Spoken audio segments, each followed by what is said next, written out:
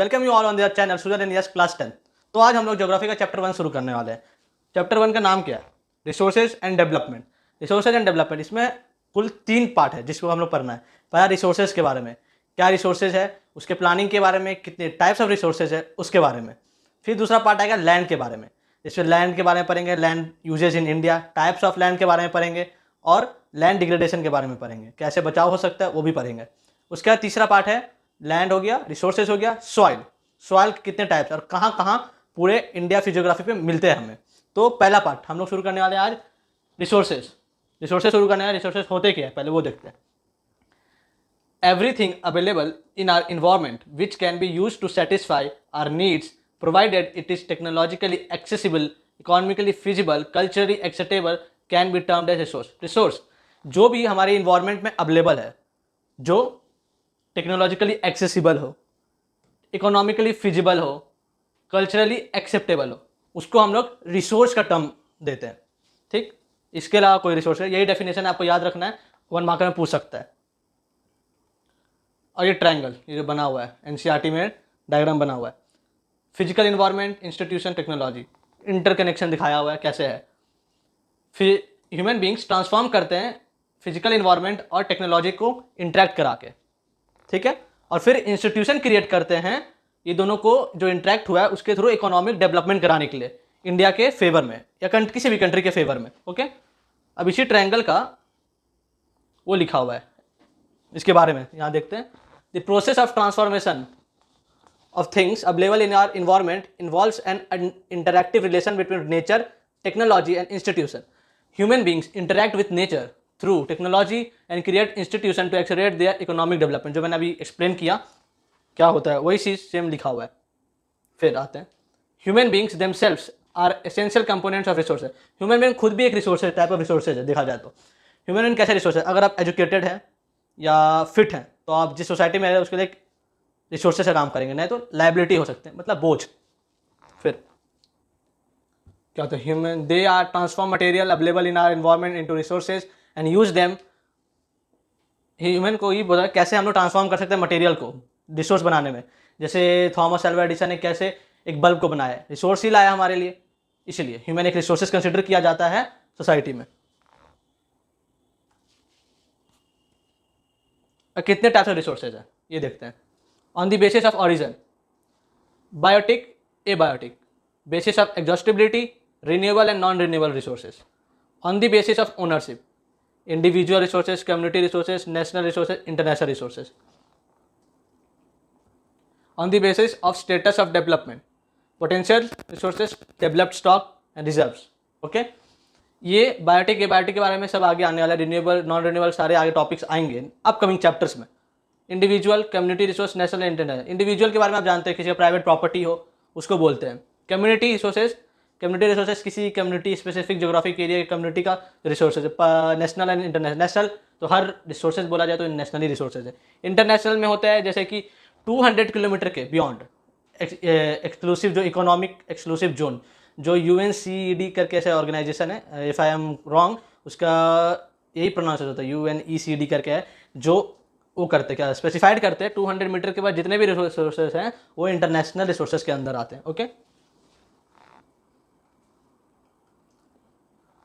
ये डायग्राम वही बनाया हुआ है, नेचुरल ह्यूमन रिसोर्सेज, ये सब आप देख सकते हैं आपके बुक में। डेवलपमेंट ऑफ रिसोर्सेज, अब इसमें जैसे हम लोग समझते हैं हमारे पास रिसोर्सेज बहुत सारे हैं तो उसको हम लोग ओवर यूटिलाइज करते रहते हैं, जिसकी वजह से बहुत सारे प्रॉब्लम हो सकते हैं। अब प्रॉब्लम क्या क्या हो सकते हैं वो देखते हैं। Depletion of resources for satisfying the greed of few individual. Resources का डिप्लेशन होना क्योंकि फ्यू इंडिविजुअल्स के ग्रीड को सेटिस्फाई करने के लिए एक मेजर प्रॉब्लम है ये। उसके बाद accumulation of resources in few hands which in turn divided the society into 2 segments, haves and have nots और रिच और poor. Accumulation of resources, God ने रिसोर्सेज इक्विटेबल डिस्ट्रीब्यूशन किया सब में, पर किसी कुछ इंडिविजुअल के हाथ में ज़्यादा रिसोर्सेज एक्यूमुलेट होने की वजह से क्रिएट होता है हैव और हैव नॉट, जिसका मतलब होता है रिच और पुअर का डिवीजन होता है। Next, indiscriminate exploitation of resources has led to global ecological crisis such as global warming, ozone layer depletion, environment pollution, land degradation. हाँ, इनडिस्क्रिमिनेट एक्सप्लॉयटेशन मतलब ओवर एग्जॉस्ट करना, ओवर यूटिलाइज करना किसी ये रिसोर्सेज को, उससे एक्सप्लॉयटेशन ही हो रहा है ना रिसोर्सेज। ऐसे हम लोग यूज़ करते जाएंगे, कोल माइनिंग एक टाइम जाके कोल खत्म होगा, या क्रूड ऑयल यूज हो रहा है, ये नॉन रिन्यूएबल रिसोर्सेज में आता है। उसके कारण मेजर ग्लोबल इकोलॉजिकल क्राइसिस हो सकते हैं, जैसे global warming sorry, ozone layer depletion जो अंटार्कटिका में हुआ था, ओजोन लेयर में छेद हो चुका है और कोविड में भर चुका है वो। इन्वायरमेंट पॉल्यूशन पता है, लैंड डिग्रेडेशन, लैंड डिग्रेड होता है, लैंड का सॉइल इरोजन हो रहा है, लैंड डिग्रेडेशन उसी को कहते हैं। An equitable distribution of resources has become essential for sustained equality of life and global peace. Equitable distribution actually needed है एक अच्छे क्वालिटी ऑफ लाइफ और सस्टेन क्वालिटी ऑफ लाइफ और ग्लोबल पीस के लिए।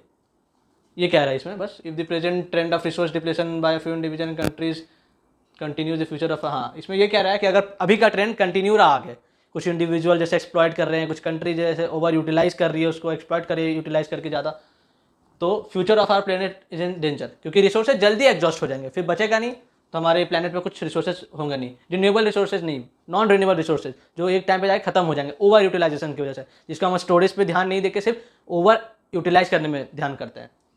Therefore, resource planning is essential for sustainable existence of all forms of life. Sustainable existence is a component of sustainable development.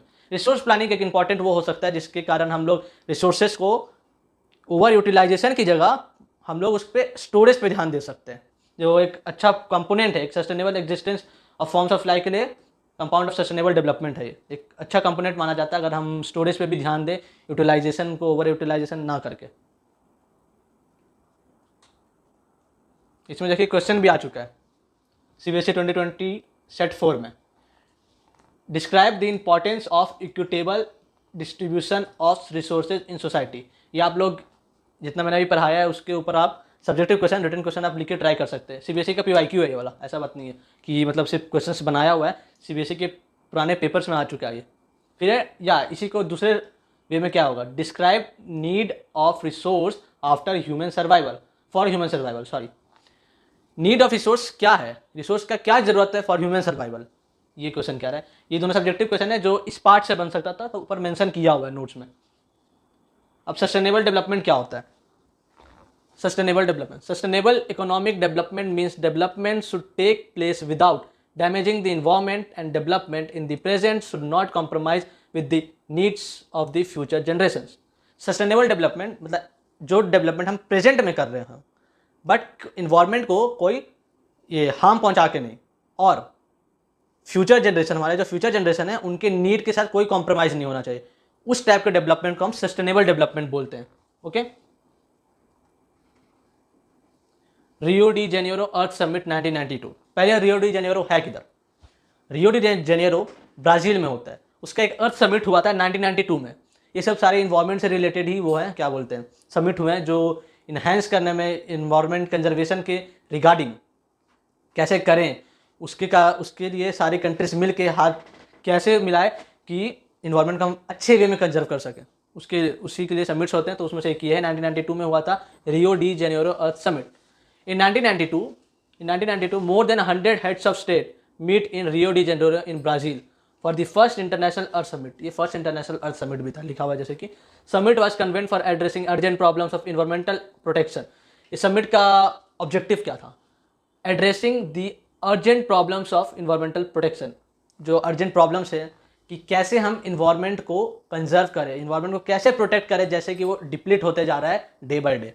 Okay, socio economic development at global level, दोनों के बारे में था, urgent problems regarding the environmental protection and socio economic development of global level. Okay, the assembled leaders signed the declaration on global climate change and biological diversity. The Rio Convention endorsed the Global Forest Principles, adopted Agenda 21 for achieving sustainable development in 21st century.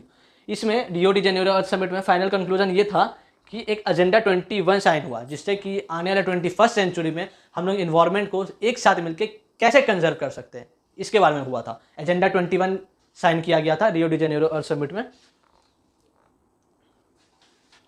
अब ये agenda 21 होता क्या है क्या था, क्या उसका objective, ये देखते हैं। It is the declaration signed by the world leaders in 1992 at United Nation conference on environment and development, UNCD. UNCD full form आपको याद रखने की जरूरत है, पूछा जा सकता है, ठीक है। और ये जो मैंने रियो डी जेनेरो अर्थ समिट, उसी का एजेंडा 21 जो साइन हुआ था उसमें, उसी के बारे में डिटेलिंग है ये, which took place at Rio de Janeiro Brazil. मैंने बोला था, it aims at achieving global sustainable development. It is an agenda to combat environmental damage, poverty, disease through global cooperation on common interests, mutual needs and shared responsibilities. इसका मतलब ये था कि हम सारी कंट्री एक साथ मिलके कैसे ग्लोबल कोऑपरेशन के मदद से एक ग्लोबल सस्टेनेबल डेवलपमेंट क्रिएट कर सकते हैं, कैसे हम लोग कॉम्बेट कर सकते हैं against environmental damage, poverty, disease through global cooperation. Okay, and one major objective of the Agenda 21 is that every local government should draw its own local Agenda 21।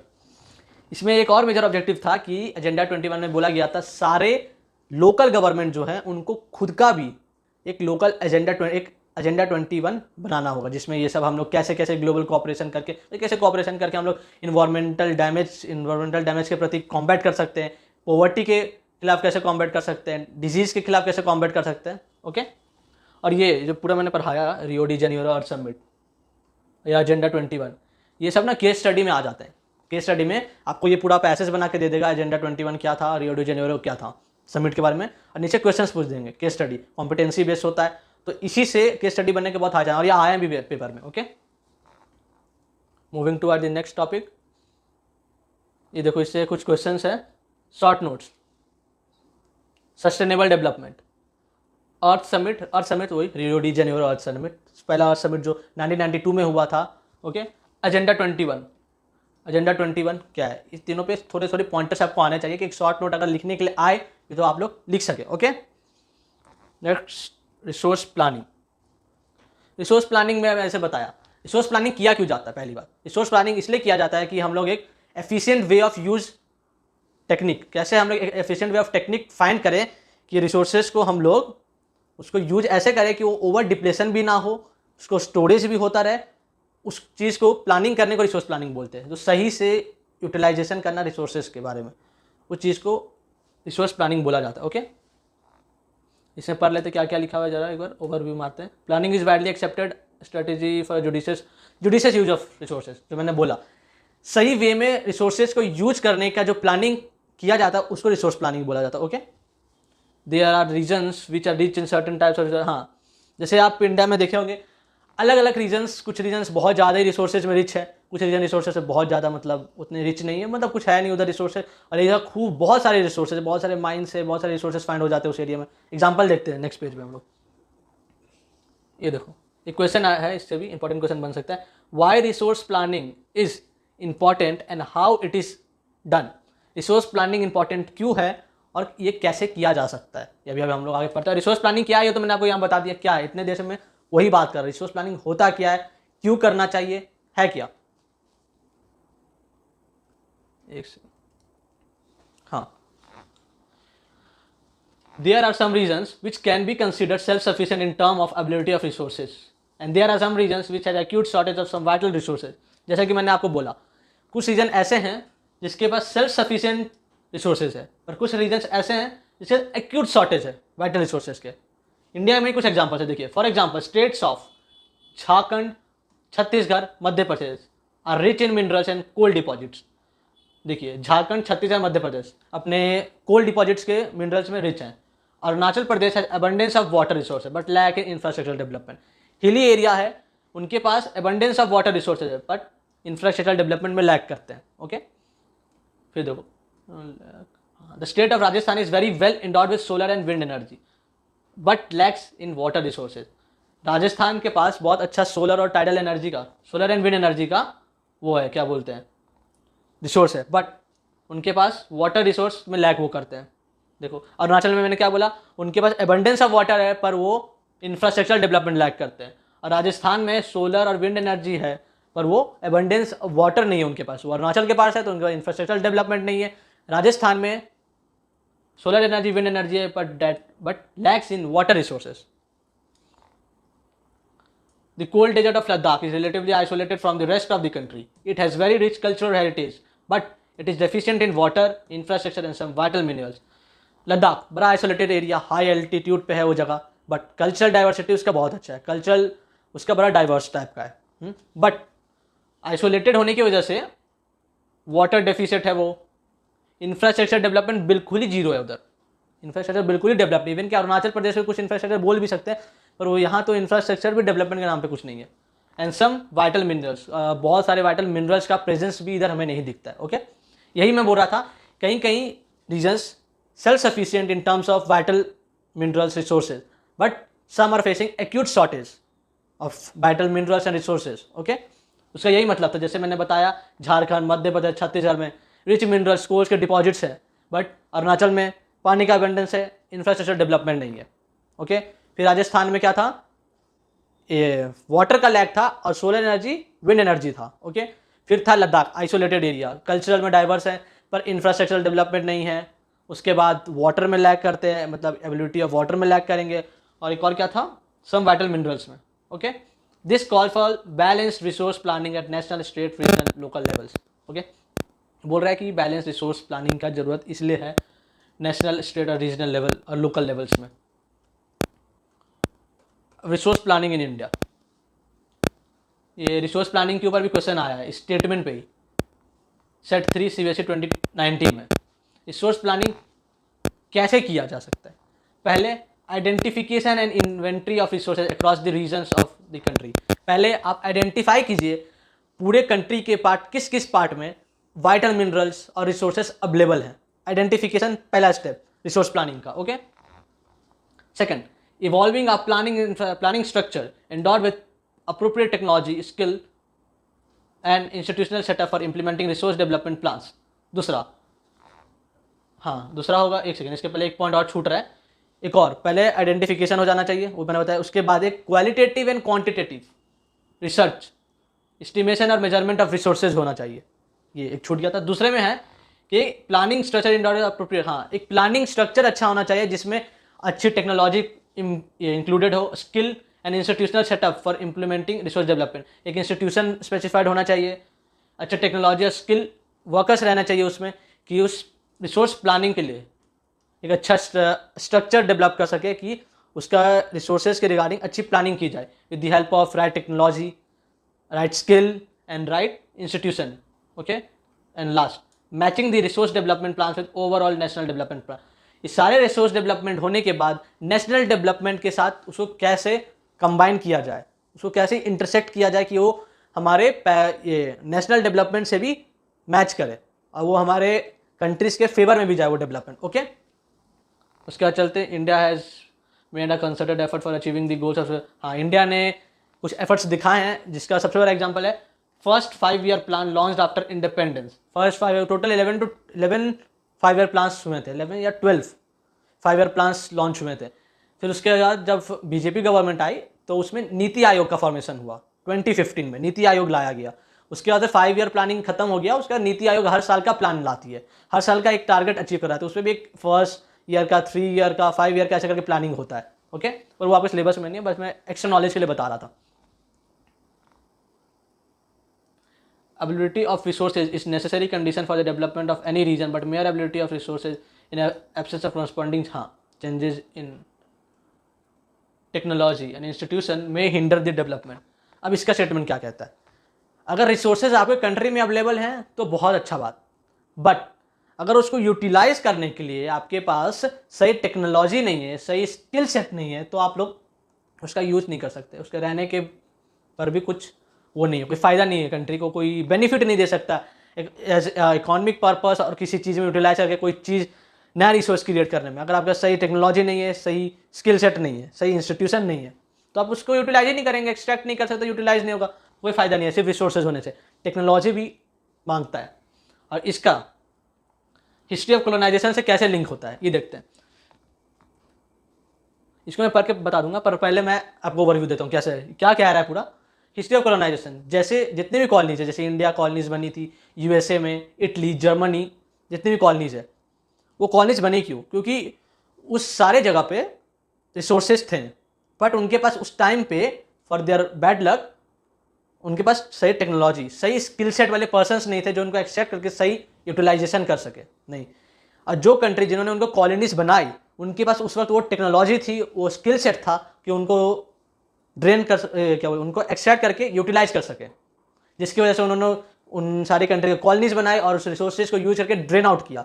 One of the example India है। India को पूरा drain out किया गया था, एकदम low level पे 1947 में Britishers छोड़ के गए थे, पूरा ड्रेन आउट हुआ रिसोर्सेज। वही कह रहा है इसमें, देखो क्या कह रहा है। History of colonization reveals that the rich resources in colonies were main attraction of foreign invaders. Main attraction क्या था? Rich resources. पर उस कंट्री के पास वो उस वक्त वो टेक्नोलॉजी, वो स्किल सेट नहीं था उसको यूटिलाइज करने के लिए, समझे, जो कि बना main attraction for the foreign invaders. It was primarily the higher level of technology development of the colonizing country helped them to exploit resources of other regions and establish their supremacy over the colonies। क्या लिख रहा है? Higher level of technological development of the colonizing country, जो country ने colonize किया उस country को, colonising country, जैसे कि ब्रिटिशर्स ने इंडिया को किया, तो ब्रिटिशर हुए colonising country, okay.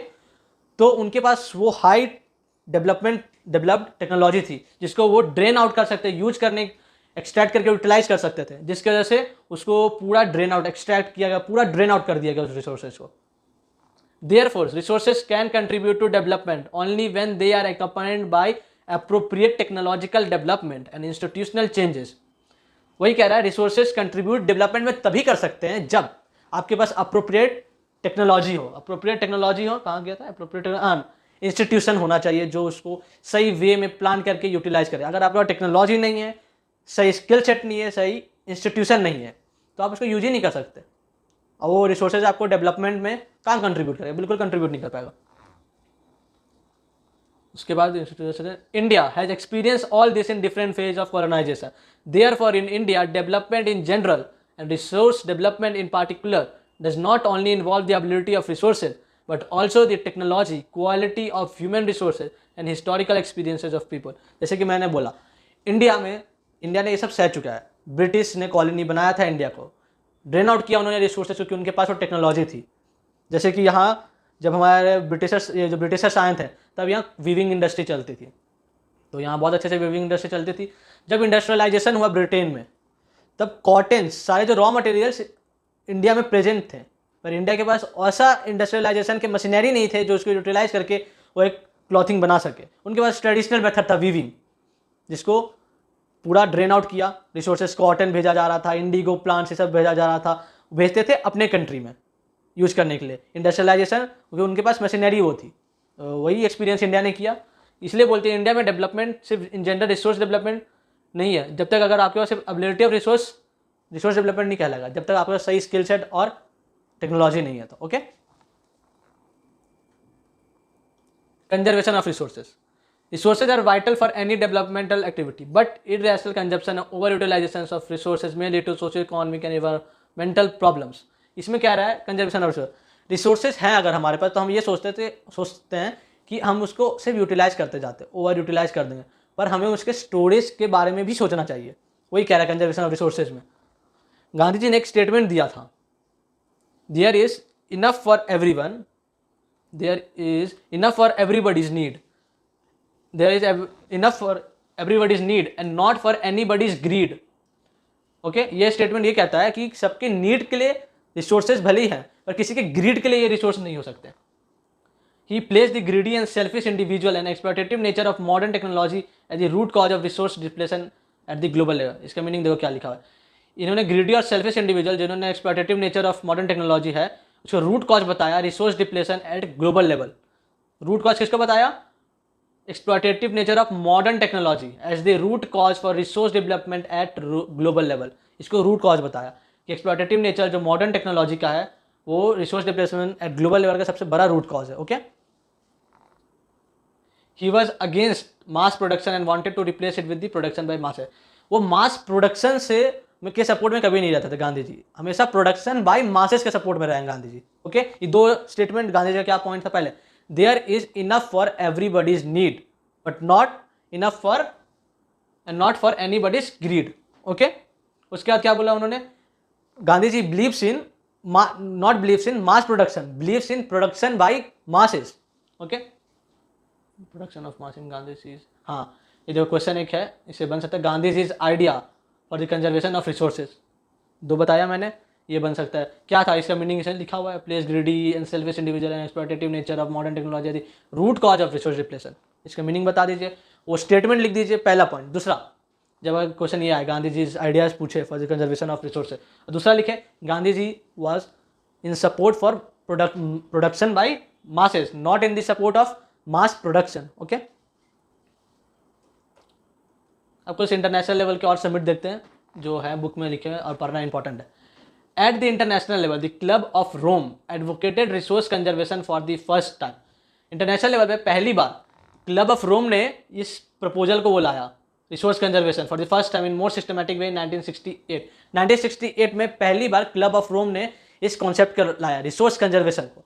And by subsequently 1974 Gandhian philosophy was once again presented by Schumacher in his book Small is Beautiful। Gandhian philosophy, Gandhi ji की फिलोसफी को स्क्यूमैकर ने अपने एक बुक में लिखा, स्मॉल इज ब्यूटीफुल बुक का नाम है। बुक का नाम आप लोग याद रख सकते हैं, इनकेस पूछा जाए तो, पूछा जाता नहीं पर एक्सट्रैक्ट बेस वाला में जैसे मैंने बोला पूछा जा सकता है। तो स्क्यूमैकर का बुक जिसमें गांधीयन फिलोसफी के बारे में बताया था वो आपको पता होना चाहिए। Seminal contribution with respect to resource conservation at global level was made by Brundtland Commission report 1987। this सबसे बड़ा contribution जिसने किया at global level for resource conservation with respect to resource conservation, Brundtland Commission report 1987। इस report ने बहुत बड़ा contribution किया regarding the resource conservation। और ये रिपोर्ट कब आया था? 1987, याद रखना है। ये छोटे छोटे जो फैक्ट है उसको याद रखना है दिमाग में। This report introduce the concept of sustainable development. Brundtland commission report थी वो रिपोर्ट जिन्होंने सस्टेनेबल डेवलपमेंट टर्म को इंट्रोड्यूस कराया पहली बार। क्या होता है मैंने बताया था, सस्टेनेबल डेवलपमेंट क्या होता है? डेवलपमेंट जो प्रेजेंट में हो रहा हो without harming the environment and keeping the focus on the needs of future generation without compromising. मतलब फ्यूचर जनरेशन के नीड बिना कॉम्प्रोमाइज़ किए हुए और प्रेजेंट में जो डेवलपमेंट और इन्वायरमेंट को हार्म ना करते, उसको सस्टेनेबल डेवलपमेंट बोलते हैं। Okay, concept of sustainable advocated as it means resource conservation with a subsequently published book in title our common future। एक और बुक आया जिसमें इसके बारे में रिसोर्स कंजर्वेशन के बारे में लिखा था, our common future। Another significant contribution was made at Earth Summit Rio de Janeiro. Rio de Janeiro में भी जो मैंने बताया वो भी एक बहुत बड़ा कंट्रीब्यूशन था। तो हमारा यहाँ रिसोर्सेज वाला पार्ट खत्म हो चुका है। इसके बाद लैंड वाला पार्ट आएगा। लैंड में लैंड रिसोर्सेज के बारे में पढ़ेंगे, टाइप्स ऑफ लैंड है थोड़े क्या क्या वो सब पढ़ेंगे। उसके बाद सॉइल पढ़ेंगे। ये सब हमने देख लिया। रिसोर्सेज होते क्या है, रिसोर्सेज होता क्या है ये देखा। क्या है रिसोर्सेज? जो टेक्नोलॉजिकली जो एवरीथिंग अवेलेबल है इन्वायरमेंट, टेक्नोलॉजिकली एक्सेसिबल है, इकोनॉमिकली फिजिबल है, कल्चरली एक्सेप्टेबल है, उसको रिसोर्सेज कहते हैं। ओके, फिर उसके बाद देखा रिसोर्स प्लानिंग के बारे में, कैसे प्लानिंग किया जाए इफेक्टिव वे में कि उसको हम लोग यूटिलाइज भी करें और स्टोरेज भी देखें। Okay, resource planning. और एक था और क्या, Rio de Janeiro development of resources. कैसे कभी कभी जब हम लोग ह्यूमन सोचते हैं कि रिसोर्स तो गॉड के द्वारा दिया हुआ है, कभी ख़त्म ही नहीं होगा और उसको ओवर यूटिलाइज करते जाते हैं, तो ये सब प्रॉब्लम होते हैं। डिप्लेशन ऑफ रिसोर्सेज और satisfying few individual accumulation of resources की वजह से क्या होती है, इनडिस्क्रिमिनेट एक्सप्लॉयटेशन की वजह से क्या होता है, ये पढ़ा। ओके, टाइप्स ऑफ रिसोर्सेज याद रखिएगा, पेपर में आते नहीं है पर दिमाग में रखेंगे तो सही रहेगा ये सब। On the basis of origin, biotic, abiotic. Okay, basis exhaustibility, renewable, non renewable, ownership की बेसिस पे, individual, community, national and international. On the basis of status of development, potential, developed stock, reserves. Okay, उसके sustainable development पढ़ा, agenda 21 पढ़ा और रियो de Janeiro summit पढ़ा। क्या क्या होता है? रियो डी जेनेरो समिट 1992 में हुआ था। रियो डी जेनेरो ब्राजील में है, याद रखना है। और इसी में एजेंडा 21 साइन हुआ था। ओके, और कितने हेड्स ऑफ स्टेट्स थे? 100 heads of state. Okay, 100 heads of state जो रियो डी जेनेरो समिट में मिले थे और साइन किया था एक ग्लोबल एग्रीमेंट जिसका नाम एजेंडा 21 था। एजेंडा 21 डिक्लेरेशन था एक तरीके का जो वर्ल्ड लीडर्स द्वारा साइन हुआ था। ये नाम जरूर याद रखना है, United Nation conference on environment and development. Okay, और ये एजेंडा 21 हो गया। रिसोर्स प्लानिंग कैसे करना चाहिए, क्यों इंपॉर्टेंट है, इसके बारे में पढ़ा हमने। उसके बाद देखा कैसे इंडिया में ही ऐसे कैसे रीजन्स है कि किसी रीजन्स में रिसोर्सेज सेल्फ सफिशिएंट बहुत है और किसी रीजन्स में बहुत एक्यूट शॉर्टेज है। एग्जांपल लिया हमने जिसमें सेल्फ सफिशिएंट है झारखंड, मध्य प्रदेश, छत्तीसगढ़। ओके, और एक्यूट शॉर्टेज में ले लीजिए अरुणाचल, राजस्थान, लद्दाख। ओके, ये ख़त्म हो गया था। फिर उसका रिसोर्स प्लानिंग कैसे होता है, रिसोर्स प्लानिंग कैसे होता है, आइडेंटिफिकेशन कीजिए, सर्वे कीजिए कि हमारे पास रिसोर्सेज कौन कौन से हैं। फिर उसका क्वालिटेटिव एंड क्वांटिटेटिव मेजरमेंट होगा। उसके बाद एक प्लानिंग कमेटी, एक प्लानिंग स्ट्रक्चर होना चाहिए, इवॉल्विंग प्लानिंग स्ट्रक्चर, अच्छे से प्लानिंग स्ट्रक्चर होना चाहिए जिसमें अप्रोप्रिएट टेक्नोलॉजी इंक्लूड हो, स्किल इंक्लूड हो और इंस्टीट्यूशन इंक्लूड हो। ओके, फिर वो जो प्लान स्ट्रक्चर है उसको नेशनल डेवलपमेंट के साथ मैच कीजिए कि उसको कैसे मैच किया जाए कि वो डेवलपमेंट नेशनल मतलब कंट्री के फेवर में भी जाए। ओके, और इसमें क्या बोला, इंपॉर्टेंस ऑफ टेक्नोलॉजी, कि सिर्फ रिसोर्सेज रहने से कुछ काम नहीं होगा, टेक्नोलॉजी का प्रेजेंस भी मैंडेटरी है। टेक्नोलॉजी नहीं रहेगा तो हम लोग एक्सट्रैक्ट नहीं कर सकते, तो उसको यूटिलाइज नहीं कर पाएंगे। उसी को हमने कॉलोनाइजेशन की हिस्ट्री से भी जोड़ा, कैसे ये क्या होता है, रिसोर्सेज होना सिर्फ ये इंपॉर्टेंट नहीं है आपके डेवलपमेंट के लिए, टेक्नोलॉजी भी होना चाहिए, जिसकी वजह से हमने देखा कितनी सारी कंट्री कॉलोनीज बनी दूसरी कंट्रीज़ की, जैसे ब्रिटिश की कॉलोनी बनी ये इंडिया, इटली बनी कॉलोनी, जर्मनी बनी थी कॉलोनी, ये सब सारे। और conservation of resources, conservation of resources में हमने देखा कि कैसे कंजर्व कर सकते हैं, सिर्फ ओवर यूटिलाइजेशन के ऊपर डिपेंड ना रहे, थोड़ा स्टोरेज के बारे में भी सोच ले। और गांधी जी का आइडिया कंजर्वेशन ऑफ रिसोर्सेज के लिए, उनका एक थॉट, देयर क्या था, हाँ, there is enough for everybody's but not for greedy's one. उसका मीनिंग क्या था मैंने बता दिया था आपको। और एक था, गांधी जी सपोर्ट करते थे प्रोडक्शन बाय मासेस को, मास प्रोडक्शन को सपोर्ट नहीं करते थे, प्रोडक्शन बाय मासेस के सपोर्ट में थे वो। और एक उन्होंने रूट कॉज क्या बताया, ये जो डिप्लेशन ऑफ रिसोर्सेज का, जो greedy and exploitative nature, greedy selfish individuals, greedy ये एक्सप्लॉयटेटिव नेचर ऑफ टेक्नोलॉजी, उसको रूट कॉज बताया। और ये हमने देखा कि इंटरनेशनल लेवल पे रिसोर्स कंजर्वेशन को पहली बार किसने लाया, क्लब ऑफ रोम ने। इन 1974 गांधीयन फिलॉसफी को स्क्यूमैकर ने अपने बुक स्मॉल इज ब्यूटीफुल में अपीयर किया।